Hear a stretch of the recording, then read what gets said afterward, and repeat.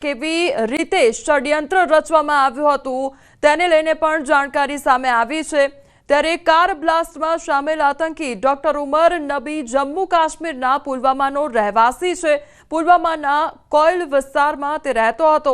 આતંકી ઉમર કાર બ્લાસ્ટમાં મૃત્યુ પામ્યો છે તો ઉમરના માતા-પિતા અને બે ભાઈની પોલીસે ધરપકડ કરી લીધી છે અને વધુ પૂછપરછ હાથ ધરવામાં આવી છે। આ તરફ દિલ્હી બ્લાસ્ટમાં વપરાયેલી કારના તાર ગુરુગ્રામથી લઈને પુલવામા સુધી જોડાયેલા હોવાનું તપાસમાં સામે આવ્યું છે। હરિયાણા પાસિંગની I-20 કાર મોહમ્મદ સલમાનના નામે રજીસ્ટર્ડ હતી। તેણે ઓખલાના દેવેન્દ્રને વેચી દીધી હતી। આ કાર દેવેન્દ્રએ અંબાલાના સોનુને વેચી હતી અને સોનુ પાસેથી પુલવામાના તારીકે ખરીદી હતી અને બ્લાસ્ટમાં આ જે I-20 કાર છે તેનો ઉપયોગ પણ કરવામાં આવ્યો હતો।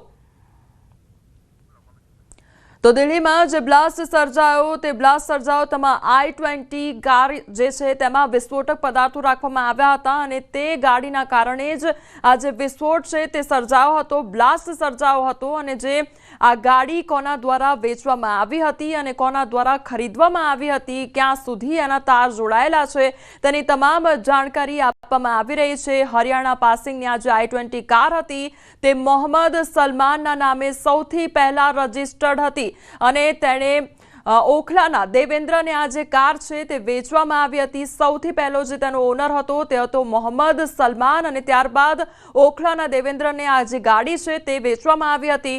દેવેન્દ્રએ અંબાલાના સોનુને ત્યારબાદ આ જે ગાડી છે તે વેચી હતી અને સોનુ પાસેથી પુલવામાના તારીકે ખરીદી હતી। આ જે ગાડી છે તે છેલ્લી તારીખ દ્વારા ખરીદવામાં આવી હતી તો બ્લાસ્ટમાં ઉપયોગમાં આ જે ગાડી છે તેનો ઉપયોગ પણ કરવામાં આવ્યો હતો। હરિયાણા ફરીદાબાદમાં આતંકીના રૂમમાં તપાસ હાથ ધરવામાં આવી અને ધોજ ગામમાં ભાડે રાખેલા રૂમમાં ચેકિંગ કરવામાં આવ્યું તો અધિકારીઓ દ્વારા આતંકીના રૂમમાં તપાસ કરવામાં આવી।